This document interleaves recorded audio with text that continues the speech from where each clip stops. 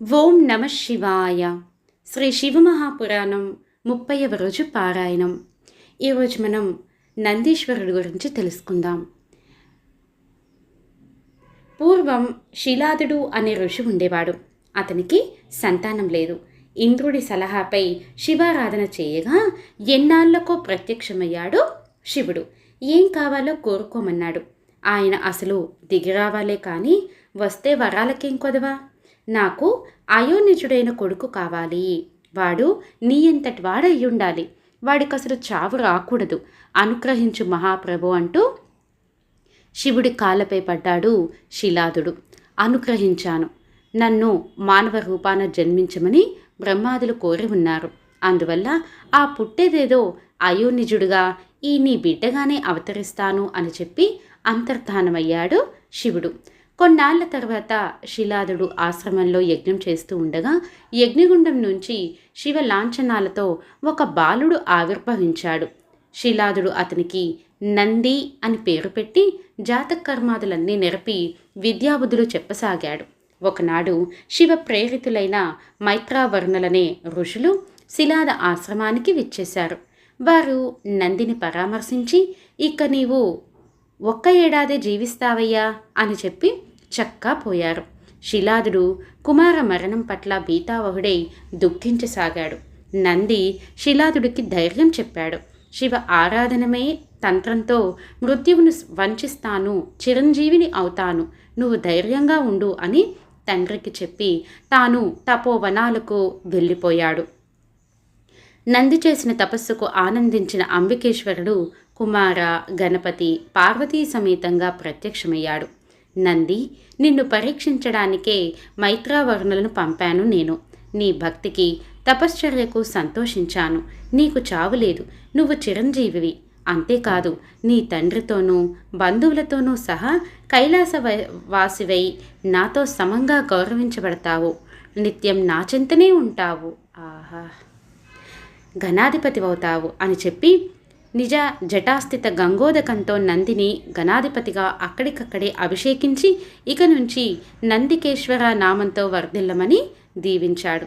ఆయన అలా దీవిస్తూనే తన మెడలోని కమలాల మాలను నంది మెడలో వేశాడు. ఆ మాల మెడలో పడగానే నంది త్రిలోచనుడిగా, దశభుజుడిగా, రెండవ శివుడా అన్నట్లు రూపుదాల్చాడు. అభిషేకించిన జలధార సుతోయ, జటోధక, త్రిశోత, వృషధ్వని, జంబువులు అనే 5 ప్రవాహాలుగా పరిణమించింది. ఈ 5 మూలస్థానం పంచనదం అనే పేరుతో అలరారుతుంది. శివుడు అలా అభిషేకించి ఇతర గణాధిపతులను, దేవతలను స్మరించాడు. తక్షణమే వారు వచ్చి గణాధిపతిగా నూతన అభిషిక్తుడైన నందిని సత్కరించారు. అదే సమయంలో సప్తమరుత్తులు తమ కూతురైన సుయశ అనే కన్యను తెచ్చి నందికిచ్చి పెండ్లి చేశారు. సుయశ, నందికేశులు ఆలుమగలయ్యారు. తానున్న ప్రతి తావులోనూ తన ఎదుట నందీశ్వరుడు ఉండి తీరాలని శాసించాడు శివుడు. అనంతరం శివుడు నందికేశ్వరుణ్ణి, అతని బంధుజనాలని వెంట తీసుకుని ప్రమదుల కొలువు అందుకుంటూ పార్వతీ సమేతంగా కైలాసం చేరాడు. భైరవ అవతారం. ఒక సమయంలో దేవర్షులు బ్రహ్మను సమీపించి, స్వామి పరమాత్మ, పరబ్రహ్మ అంటుంటారు కదా, ఆయన ఎవరో తెలియచెప్పమని అడిగారు. అందుకు జవాబుగా శివమాయా మోహితుడైన బ్రహ్మ నేనే పరమాత్మని అన్నాడు. అక్కడే విష్ణువు కూడా ఉన్నాడు. ఆయన కలుగ చేసుకొని, నీ తండ్రిని నేనిక్కడే ఉండగానే అలా మాట్లాడతావేమిటి? నేనే నిజమైన పరమాత్ముణ్ణి, యజ్ఞనారాయణుణ్ణి అన్నాడు. హరి, బ్రహ్మలు అలా వాదించుకుంటూ ఉండగా వారి మధ్య నుండి ఒక జ్యోతిష్య రూపంలో బయలువెడిలిన బ్రహ్మాండమంతా నిండి ప్రజ్వలించసాగింది జ్యోతి. ఆ వెలుగులో త్రిశూల పాని అయి నీలలోహిత రుద్రుడు స్ఫుటంగా ప్రత్యక్షమయ్యాడు. అతనిని చూడగానే బ్రహ్మ పక్కున నవ్వాడు. నువ్వటోయ్, నా నొసటిలోంచేగా నువ్వు పుట్టింది. పుట్టగానే బోరన ఏడుస్తుంటేను సర్లేమని చెప్పి తెచ్చుకొని నన్ను ప్రార్థించుకో, నీకు రక్షణ కల్పిస్తాను అన్నాడు. విధాత యొక్క అహంభరిత వచనాలకి కినిశాడు రుద్రుడు. తక్షణమే భైరవ ఆకృతితో ఒక మహాపురుషుణ్ణి సృష్టించాడు. భైరవాకార, కాలాభ, కాలరాజా, ముందుగా ఈ బ్రహ్మను శిక్షించు. చెడు పట్ల కుపితుడివై వాటిని మర్దిస్తావు నువ్వు. అందువల్ల అమర్ధకుడు అనే పేరు పొందుతావు. భక్తుల పాపాలను భక్షించి పాప భక్షణుడు అనే పేరును వర్ధిల్లుతావు. కాశీకి క్షేత్రాధిపతివి అవుతావు. ముందుగా ఈ బ్రహ్మను శిక్షించు అన్నాడు రుద్రుడు. ఆజ్ఞాపించడమే తడవుగా ఆ కాస్త పని కానిచ్చేశాడు భైరవుడు. తప్పు చేసిన అవయవమే శిక్షింపబడాలనే న్యాయం రీత్యా బ్రహ్మగారు ఏ ముఖంతో రుద్రుణ్ణి అవహేళన చేశారో ఆ 5వ ముఖాన్ని తన ఎడమ చేతి కొనవరేలి కోటితో మీటేశాడు అమర్ధకుడు. దాంతో ఆ పద్మగర్భుడికి బుద్ధి వచ్చేసింది. అహం తొలగిపోయింది. పద్మనాభుడితో కలిసి తను కూడా పశుపతిని ప్రార్థించాడు. అపరిమిత దయామూర్తి కదా ఆ రుద్రుడు. వెంటనే వారిని అనుగ్రహింపచేశాడు.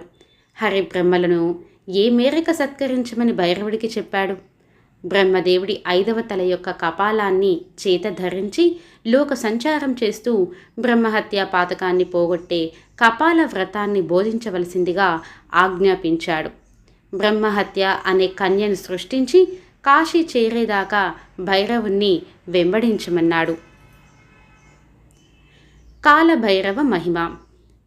విధి పుర్రెను కేలపోని కాలభైరవుడు లోకాలు చరుస్తూ ఉండగా అతని వెనకాలే వెళుతోంది బ్రహ్మహత్య కన్య. మున్ముందుగా వైకుంఠం వెళ్ళాడు భైరవుడు. విష్ణువు అతనికి స్వాగత సత్కారాలు చేశాడు. అఖండమైన అతిథి మర్యాదలు చేశాడు. అంతలోనే శ్రీ మహాలక్ష్మి రత్నమణి సువర్ణమయితమైన మనోరథపతి అనే పేరు గల భిక్ష తెచ్చి భైరవుని చేతుల్లోనున్న పుర్రెలో ఉంచింది. భైరవుడు వైకుంఠం చేరి బయలుదేరుతూ, విష్ణు, అతిథి మర్యాదలు ఎరిగిన నీ పట్ల తృప్తుడనయ్యాను. ఏం కావాలో కోరుకో అన్నాడు. నీ పాదాల యందు భక్తి చెదరకపోవడమే చాలు అని కోరాడు విష్ణువు. అనుగ్రహించాడు భైరవుడు. ఇక నుంచి నరులకేగాక సురులకు కూడా వరదుడవి అవుతావు అని దీవించాడు. అలా లోకాలన్నీ తిరిగి తిరిగి కాశీ చేరాడు కాలభైరవుడు. ఆయన కాశీలో అడుగుపెట్టగానే వెన్నంటి వస్తున్న బ్రహ్మహత్యాగావు కేకలు పెడుతూ పాతాళానికి కృంగిపోయింది. చేతి నుంచి బ్రహ్మ కపాలం రాలి పడిపోయి కపాల తీర్థం ఏర్పడింది. ఆయన కాశీలోనే స్థిర నివాసం ఏర్పరచుకొని భక్తులను రక్షిస్తూ వారి అభీష్టాలను తీరుస్తూ ఉండిపోయాడు. మార్గశిరమాసం కృష్ణపక్షం అష్టమి తిథి నాడు జన్మించాడు కాలభైరవుడు. ప్రతి సంవత్సరం ఆ రోజు ఉపవసించి కాలభైరవ సన్నిధానంలో భక్తియుతంగా జాగరణ చేసినట్లయితే ఆ స్వామివారి సర్వ పాపాలను పారత్రోలుతాడు. కాశీలోనే నివసించేవారు మాత్రం ప్రతి అష్టమి, చతుర్దశి తిథులలోనూ మంగళవారం నాడు కూడా ఖచ్చితంగా కాలభైరవ దర్శనం చేసుకోవాలి. అలా చేయని వారి పాపాలు శుక్లపక్షం చంద్రుడిలా దినదినాభివృద్ధి చెందుతాయి. ఈ కాలభైరవోపాఖ్యానాన్ని ఆశాంతం అర్థ సంయుతంగా పఠించిన వారికి కారాగారాది బంధాల నుంచి కూడా విముక్తి లభిస్తుంది. ఆ తరువాత ఉగ్ర నరసింహుడు. కాలభైరవ కథానంతరం ఋషులు శివుని శరభావతారం గురించి కోరడాన్ని పురస్కరించుకుని సూతుడు ఆ దివ్యగాథను ఇలా వినిపించసాగాడు. శనక సనందనాథుల శాపం వల్ల వైకుంఠ ద్వారపాలకులైన జయా విజయులు ఇద్దరు కశ్యపుని వల్ల దితియందు హిరణ్యాక్ష హిరణ్యకశిపులుగా ఆవిర్భవించారు. హిరణ్యాక్షుడు భూమిని చాపలా చుట్టి ఏట్లోకి విసిరివేశాడు. అప్పుడు శ్రీహరి వరాహ రూపం ధరించి వాణ్ణి వధించి వసుధను యథాస్థాన స్థితిని చేశాడు. అందుకు అలిగిన హిరణ్యాక్షుడి జ్యేష్ఠ భ్రాత హిరణ్యకశిపుడు లోకకంటకుడిగా పరిణమించాడు. అంతటి లోకకంటకుడు పరమ విష్ణుద్వేషి అయిన హిరణ్యకశ్యపుడికి నిరంతర విష్ణు చింతన పరాయణుడు, విష్ణు భక్తులతో శ్రేష్టాతి శ్రేష్ఠుడు అయిన కుమారుడు కలిగాడు. ఆ కుమారుడే ప్రహ్లాదుడు. ఆ గర్భనారాయణాన్వేషి అయి తప్పించే అతగాడు తండ్రికి కంటకుడయ్యాడు. విద్యాభ్యాసం వల్ల బిడ్డలో మార్పు రావచ్చునని ఆలోచించిన హిరణ్యకశ్యపుడు శుక్రాచార్య నందనులైన చండ మార్కులని రావించి విద్యాశిక్షణ నిమిత్తం ప్రహ్లాదుని వారికి అప్పగించారు. అయినా ఫలితం లేకపోయింది. దాంతో హిరణ్యకశిపుడు ప్రహ్లాదుని చదువు మానిపించివేశాడు. విష్ణుభక్తి మానకపోతే వేదనల పాలు చేస్తానని చెప్పించాడు. భయపెట్టాడు. జంకలేదు ప్రహ్లాదుడు. వల్లు పై మర్చిపోయాడు హిరణ్యకశిపుడు. కర్కోటకుల వంటి కింకరులకు అప్పగించాడు ప్రహ్లాదుని. కొండల మీద నుంచి తోయించాడు. సముద్రంలోకి నెట్టించాడు. అగ్నిగుండాలలోకి విసిరివేయించాడు.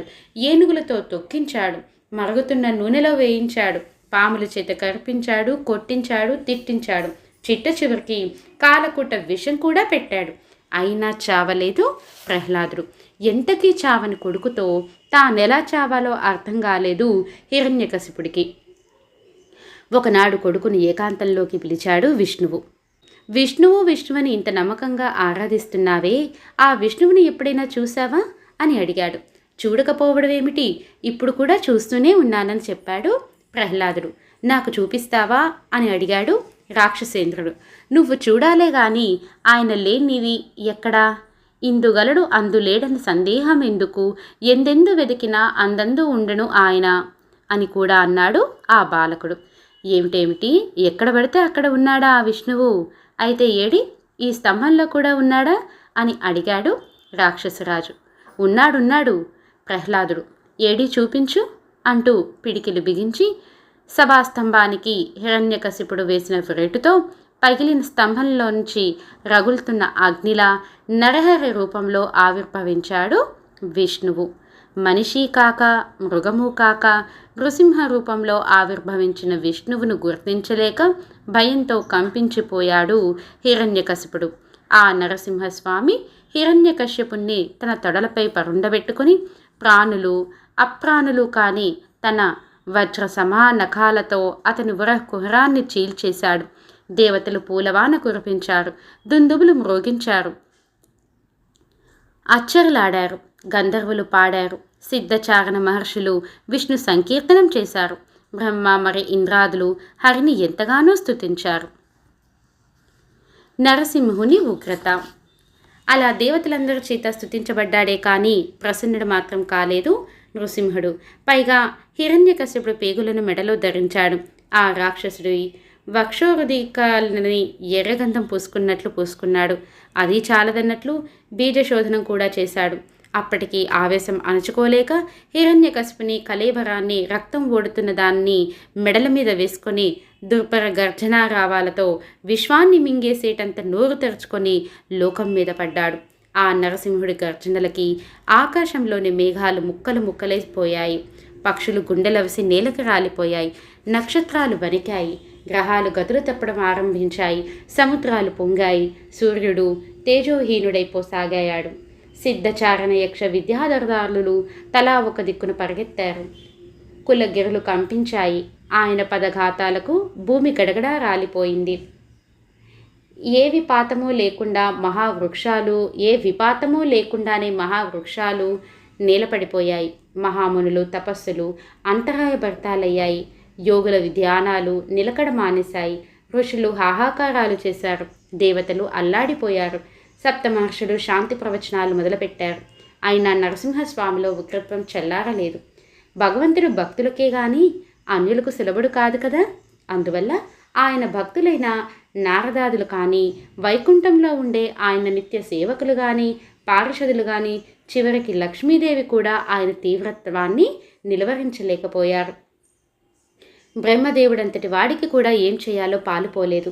అందరూ వెళ్ళి శివుణ్ణి శరణు వేడారు. శివుడు వారికి అభయమిచ్చి వీరభద్రుణ్ణి నృసింహస్వామి చింతకు పంపాడు. వెళ్ళాడు వీరభద్రుడు.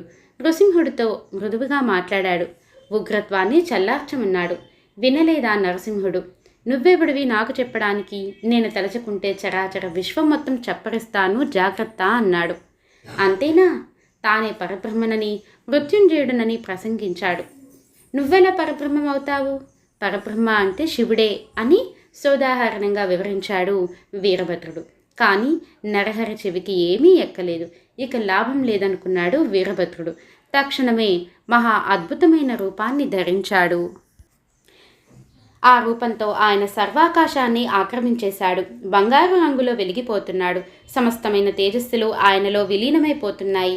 1000 చేతులతో జడధారి అయి, చంద్రశేఖర జూటుడై, సువిశాలమైన 2 రెక్కలతో, పొడవైన ముక్కుతో, పెద్ద పెద్ద కూరలతో, వజ్రాబాలైన గోళ్లతో, నీలకంఠంతో, 4 కాళ్లతో, 3 కళ్ళతో హూంకారాలు చేస్తూ విజృంభించాడు.